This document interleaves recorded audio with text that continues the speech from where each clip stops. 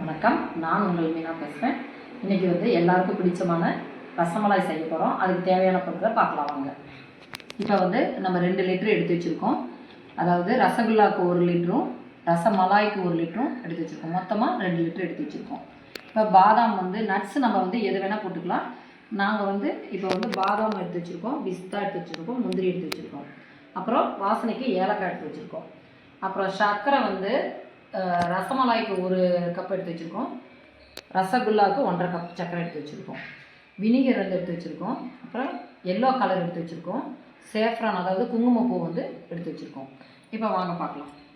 இப்போ பாருங்கள், அடுப்பத்தை வச்சாச்சு, பாத்திரம் வச்சு 1 லிட்டர் பால் விட்டு இப்போ நம்ம காய்ச்சிட்ருக்கோம். இது கொஞ்சம் கெட்டியாகிற அளவுக்கு ஒரு அரை டம்ளர் அளவுக்கு சுண்டுற அளவுக்கு இருந்துட்டால் போதும். கொஞ்சம் ஆகட்டும், காமிக்கிறேன். இப்போ கொஞ்சமாக இப்போ பாருங்கள், நம்ம 2 பேக்கெட் அரை லிட்ரு 2 பேக்கெட்டாக ஊற்றணும். அதாவது 1 லிட்ரு இருக்குது. இப்போ பால் கொஞ்சம் குறைஞ்சிருக்கு. இப்போ கொதி வர டைமு. இந்த டைமில் நம்ம என்ன பண்ணலான்னா கலர் போட்டுக்கலாம் கொஞ்சோண்டு. அதுக்கப்புறம் எல்லோ கலரு. இப்போ குங்குமப்பூ கொஞ்சம் போட்டுக்கலாம், சாஃப்ரான், அப்புறம் கலர் கொஞ்சம் போட்டு மிக்ஸ் பண்ணிக்கலாம். இப்போ சர்க்கரை போட்டுக்கலாம். இதுக்கு நம்ம 1 கப்பு சர்க்கரை வச்சுருக்கோம். இந்த 1 கப்பு சர்க்கரையும் போட்டுக்கலாம். இப்போ சர்க்கரை கரையிட்டும், பார்க்கலாம். இப்போ பாருங்கள், சர்க்கரை கரைஞ்சிருச்சு. 1 கப்பு போட்டோம். இப்போ ஏலக்காய் தூள் பவுட்ரு பண்ணி வச்சுருக்கோம், அது போட்டுக்கலாம். இப்போ நம்ம பாதாம், முந்திரி, பிஸ்தா பொடி பண்ணி வச்சுருக்கோம், இதையும் போட்டுக்கலாம். நட்ஸ் எல்லாமே உங்களுக்கு என்ன நட்ஸ் தேவையான அளவு போட்டுக்கோங்க. இப்போ இது பாலும் கொஞ்சம் வத்திடுச்சு. இப்போ நம்ம இறக்கிக்கலாம்.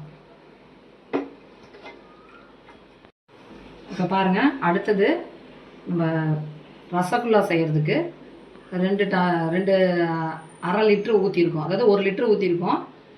இது காய்ச்சிட்ருக்கோம். பால் காய்ஞ்ச பிறகு இதை ஆற வச்ச பிறகு தான் வினிகர் ஊற்றணும். இப்போ காய்ச்சிட்டு காமிக்கிறோம். பாருங்கள், இப்போ பால் கொதிச்சிருச்சு. இப்போ நம்ம இதை வேறு பாத்திரத்தை ஊற்றி நல்லா ஆற வச்சுக்கலாம். வெதுன்னு வரைக்கும் ஆற வச்சுக்கணும். ரசகுல்லா செய்ய இதை ஆற வச்சுக்கலாம். அதுக்குள்ளே நம்ம சுகர் சிரப்பு ரெடி பண்ணிக்கலாம். அடுப்பத்தை வச்சாச்சு. இப்போ ஜீரா காய்ச்சறதுக்கு 6 கப்பு 1.5 கப்பு சுகருக்கு 6 கப்பு எடுக்கணும். இப்போ 1 கப்பு ஊற்றியாச்சு. 6 கப்பு எடுத்துட்டு இப்போ இந்த கப்பில் தான் தண்ணி நம்ம 6 கப்பு எடுத்து வளர்ந்துருக்கோம். அதேமாரி சர்க்கரை 1.5 கப்பு எடுத்து வச்சுருக்கீங்களா, அதுவும் போட்டாச்சு. இதே கப்பு தான் 1.5 கப்பு சர்க்கரை எடுத்துருக்கோம். இது கரையிட்டும், கரைஞ்சி ஒரு கொதி வரணும், பார்க்கலாம் வாங்க. பாருங்கள், வினிகர் ஒரு 1/4 டம்ளர் தண்ணியில் ஒரு 2 மூடி ஊற்றிக்கலாம். இது 2 ஸ்பூன் அளவு இருக்கும், அவ்வளோதான், போட்டுக்கலாம். இப்போ நம்ம காய்ச்சி ஆற வச்ச பாலை வச்சுருக்கோம். இதுன்னு இருக்கு. இப்போது இந்த டைமில் இதை நம்ம வினிகரை ஊற்றி பாலை திரைச்சி பன்னீர் மாதிரி எடுத்துக்கலாம். பாருங்கள், வினிகர் ஊற்றியே வடிகட்டியாச்சு. அதுக்கப்புறம் நல்லா பிசைஞ்சிக்கிட்டோம். இப்போ ரவுண்ட் பண்ணி ஷேப் பண்ணிவிட்டு காமிக்கிறேன். இப்போ நம்ம ஜீரா கொதிக்குது. இந்த டைமில் நம்ம ஏற்கனவே பாருங்கள், நம்ம உருண்டை பிடிச்சி நம்ம ஷேப் பண்ணி தட்டையாக இது பண்ணி ஷேப் பண்ணி வச்சுருக்கோம். இப்போ இதில் நம்ம இந்த ரசகுல்லாவை இதில் போட்டுடலாம். ஒரு 10 நிமிஷம் இதில் வேகட்டும்.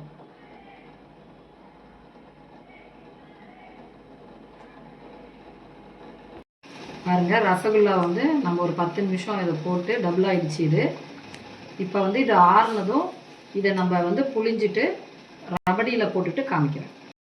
இது பாருங்கள், இப்போ ரசகுல்லாவை எடுத்து தண்ணியில் இருந்து இப்படி இதை அமுத்திட்டு இப்போ ரபடியில் அப்படியே போட்டுக்கலாம். இன்னொன்னா இதே மாதிரி எல்லாமே போட்டுட்டு உங்களுக்கு அப்புறமா காமிக்கிறேன். பாருங்கள், இந்த மாதிரி சர்வ் பண்ணணும். இன்னும் ஒரு 4 மணி நேரம் இல்லை 2 மணி நேரம்னாச்சும் வச்சுட்டு நல்லா சில்லுன்னு சாப்பிட்லாம், சூடாகவும் சாப்பிட்லாம்.